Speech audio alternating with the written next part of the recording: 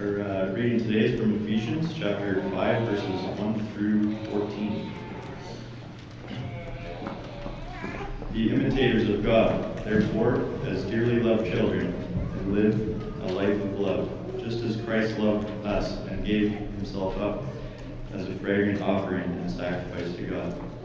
But among you, there must not even be a hint of sexual immorality, or of any kind of impurity, or of greed, because these are improper of God's holy people. Nor should there be obscenity, foolish talk, or coarse joking, which are out of place, but rather thanksgiving. For of this you can be sure, no immoral, impure, or greedy person, such a man is an idolater, has any inheritance in the kingdom of the Christ of God. Let no one deceive you with empty words, for because of such things God's wrath comes on those who are disobedient. Therefore do not be partners with them. For you were once darkness, but now you are light in the Lord. Live as children of light, for the fruit of the light consists of all goodness, righteousness, and truth. And find out what pleases the Lord. Have nothing to do with the fruitless deeds of darkness, but rather expose them. For it is shameful even to mention what the disobedient do in secret. But everything exposed in the light becomes visible, for it is light that makes everything visible. That is why it is said, "Wake up, O sleeper, rise from the dead, and Christ will shine on you."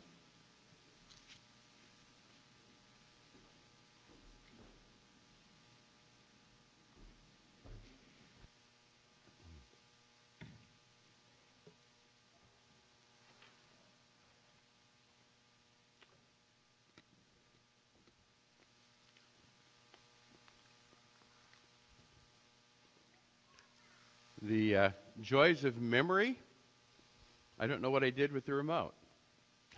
So, Colin, you're on. You always think there's going to be, what else new can happen? Well, okay, there it is. Which means, kind of jokingly thinking, somebody could have it somewhere and be really messing with me today. But we want to talk about this passage in Ephesians 5 this morning. But as we do that, we're going to do more than just talk about the passage. We want to really kind of focus on... Oh, I thought Scott may have had it there. We want to think of it in terms of really, I think, some important applications. That's why I'm calling this How God Made Us. The church at Ephesus was really a very significant church in the world. It was one of the great cities of the world, of the ancient world. Sometimes we don't realize the place that some cities may have. For example, it may be he does have it. Thank you.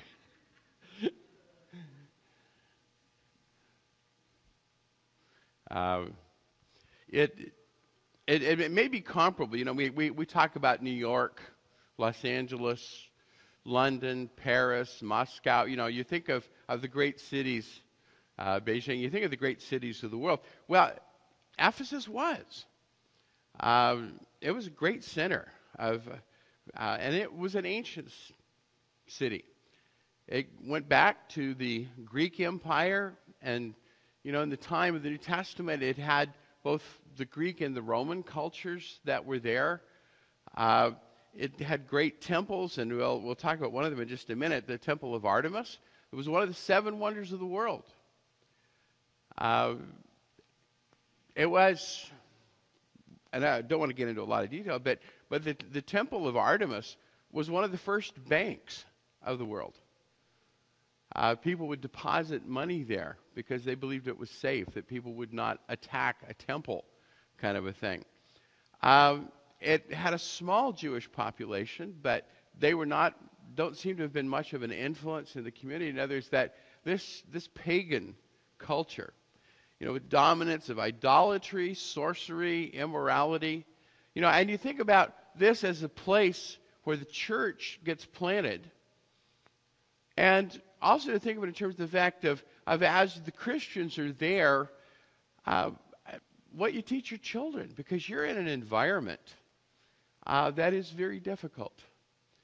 And I want to try to connect that with what we're going to talk about today, because the kids are out, and we're going to be mentioning some things that are a little delicate or sensitive, but I do so realizing this is an older audience now, and one of those things that we need to talk about. So, chapter 5, Paul gets down to the practical. And if you noticed in the reading, and we'll just kind of hit some highlights here of the chapter, he begins with imitate God. Now, the word imitate isn't interesting. You might look at that, and the first 4 letters are mime. And so we understand a mime as a person who imitates actions. You might remember there used to be a machine that made copies before we had photocopiers. Teachers used it. It's called a mimeograph, with short mimeo. And it was a copy machine. And so the idea was to make a reproduction. You do this as beloved children. And I always love that image that Paul presents here, because it's one that, we all know that scene of our children putting on mom or dad's clothing or doing the things.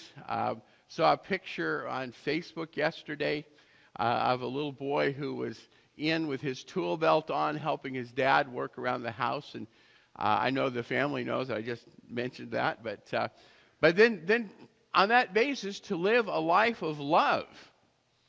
And so the imitation is not just copying in the sense of what we might call aping, but it's sharing in God's nature and character. So Paul is saying, live like Christ, sacrificially. Be like him in every way that you can. And the bulk of the verses focus on the idea of abandoning the former sinful life that you had as when you lived just like other people of Ephesus. And the degree to which he says do that is to recognize that it's even, and I don't know if you noticed it, I hope you did, that it's shameful to even talk about what they're doing. There's a distinct difference that God expects from us. And so to walk in the light. Formerly you lived in the darkness, now come and live in the light. Not live somewhere in the shadows in between, but make a total difference in your life between what you used to be and what you now are as a Christian. Working through this, as there is through much of the New Testament, is the idea that human beings have two natures, and kind of the challenge for Christians is, to recognize that. And I think there's a passage in 1 Corinthians that kind of brings that too. But to understand that Paul here is not talking about non-Christians and Christians, he's talking about church members. But that there are some who don't have it down yet. They are not living in the light. They're not living in the way that they should. And he calls them fleshly or worldly. And using the Greek word that comes from flesh, it comes from the word sarx. And then we bring it down into English and things like, where do you put a dead body? Into a sarcophagus. That's coming from that same Greek word. And so these people don't understand what God wants them to do and how he wants them to live. And so Paul tells the Corinthians, not to live that way, that we are to be spiritual. Now, by that, he's not saying that we go through life with kind of our hands folded and crossed and our voices mellow and That the spiritual means that our lives are in the light, that we're walking, we're living as imitators of God. We're living like Christ. We're living that life of love. We have rejected the behaviors that were part of our former sinful life. So the New Testament teaches us to put off or put to death what is worldly or earthly or carnal, and to follow the light and to live in the light. We're told to live in righteousness and holiness. You notice that Paul says here in Ephesians 5, the fruit of light consists in all holiness, righteousness, and truth. That's where we are. And that's what we should be. But what messes us up is that we are created as physical beings, right? And so this is our greatest point of conflict.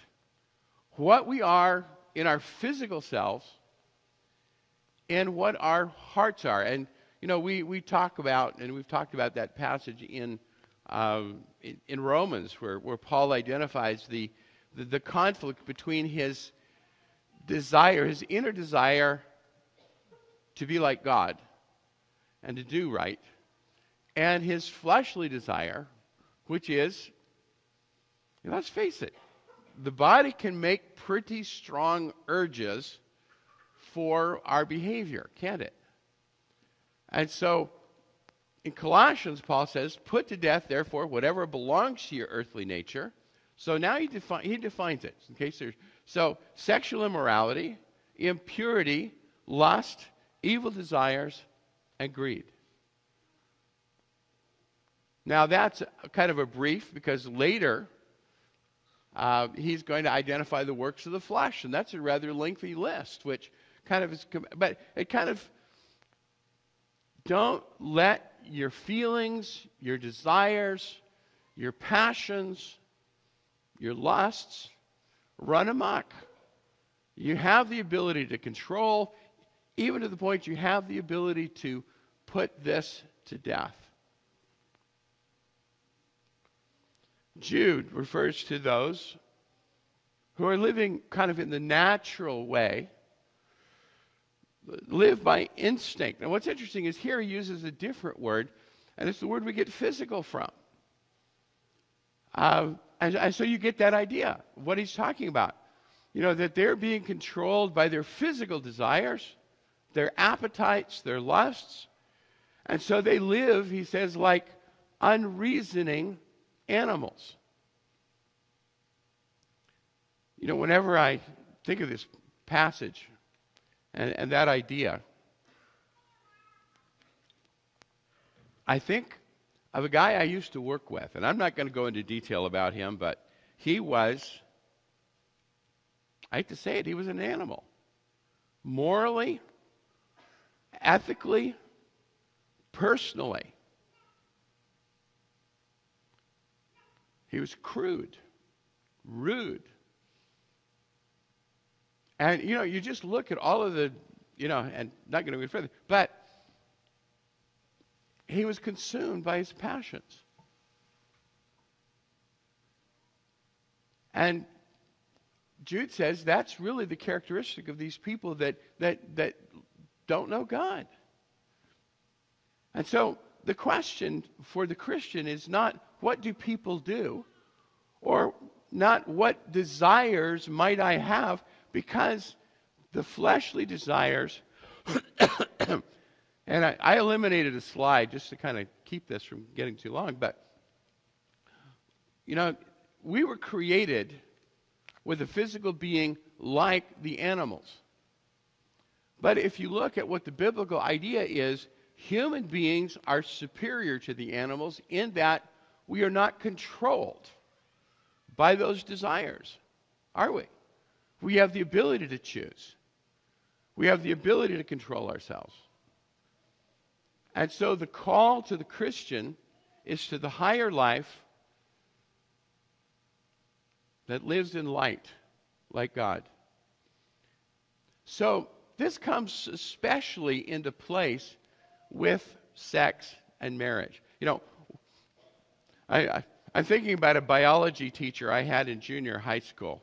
And she looked at the class and looked at the boys in the class. And she said, okay, we're going to be talking about sex, and the first one of you that that giggles, is going to be out of here. But you know, it's one of those things that we need to talk about. What is the biblical attitude toward sex and the Christian? Well, Paul says that in 1 Thessalonians 4. And you think about what kind of an ethic, what kind of values that this places on our physical relationships. He says, it is God's will that you should be sanctified. That means holy, set apart for God. In other words, that you live like children of God, that you live in the light. So that you should avoid sexual immorality, that each of you should learn to control his own body in a way that is holy and honorable, not in passionate lust like the heathen who do not know God. See, if you think about what happens in our culture, in our world, sex is recreational, it's impersonal, it is selfish pleasure. Often it is exploitation of another person. You know, it's using another person for selfish motives. You know, Paul says that's not God's way. That he uses words like control, holy, honorable. See, God made us with this physical nature. He made us in his image. And so in marriage, when God created us, he said, therefore shall a man leave his father and mother, be joined to his wife, and the two shall become one flesh. That it involves a commitment and a relationship that is lifetime and monogamous. And that in that context, husband and wife share a physical union that is also emotional and spiritual. And for those of us who are privileged to have solid Christian marriages, we know that marriage is not just about sex. It's about relationship. It is about sharing. It is beautiful. It is an expression of love. Before we get to that, if you go to the book in the Bible, Song of Songs, also known as Song of Solomon, because the first verse refers to it that way. People wonder about this book. Many have tried to allegorize it to the relationship between Christ and his church. That's certainly a possibility. Some see, because of the mention of Solomon and his wife, that it may be just simply a reflection of that relationship. And I don't have time to preach on, I think, all 8 chapters. But it's just to understand that what it describes is a beautiful, loving, mutual relationship, where the bride, the wife, says, he is mine, I am his. That's the commitment that's expressed in that. And that kind of seems to touch on this biblical ideal. All right, so we've been hearing a lot about a movie that comes from a book that was published back in 2011 called 50 Shades of Grey. And you know, right there, the title might warn us that there is something about this that's trying to tell us that it's going to take us not into the world of the light, but into, you know, if I could just kind of caricature it, into 50 steps toward the dark. And it portrays the relationship between a man and a woman. And we're not going to go into detail of this. And I have not read the book, and I have not seen the movie, and I'm not going to give money to these people. But if you want to read what it's about, there's a good write-up on Wikipedia about the book. And what the write-up on Wikipedia will tell you is that this relationship is characterized by what is called in our society BDSM. Bondage, dominance, sadomasochism. Does that sound like a loving relationship? Some psychologists, in looking at this, are suggesting that two things.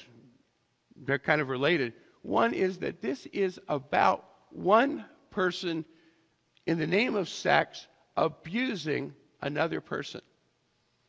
Specifically, it's referred to as intimate partner violence. Can you imagine? Think of that beautiful relationship described in Song of Songs, or that idea of the love of husband and wife being like the love of Christ and his church, and turning it into a relationship where one inflicts pain on another. This is not where we want to go, is it? This is not. I just can't see that this is anything that we want to support with our money or encourage.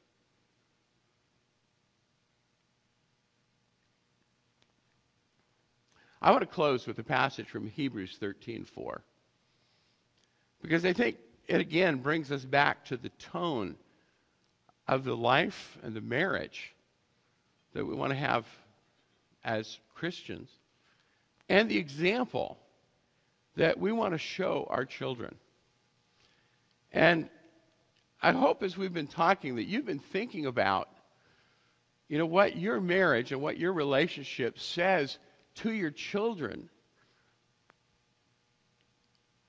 Because, can you imagine getting up in the morning and having to explain why mom or dad has a black eye or a broken bone or scars or wounds because their partner got physically abusive in the name of love? Does that? One thing I know is that my parents taught me by their example, not by anything specific that they said or saw, or that I saw, but rather the idea that love between a husband and wife upholds the highest values of gentleness, of care, of consideration. And so the writer of Hebrews puts it like this. He said, marriage should be honored by all, and the marriage bed kept pure. For God will judge the adulterer and all the sexually immoral. We realize that he's especially dealing here with the question or the idea of marital fidelity, right? But touches a whole lot more. Because marriage is honorable. It's positive. It's a gift that God gave to Adam and Eve when he created them. It is, other than our relationship with God, has the potential to be the greatest relationship in our lives. A relationship of love, of mutual sharing, mutual joy, mutual pleasure. Glenn's chosen a song for us to close with, and I think it's really appropriate. How shall the young secure their hearts, guard their lives from sin? In a world that is dominated by ideas of immorality, of violence in the name of love? We need to teach our children what true love really is. Let's stand as we sing.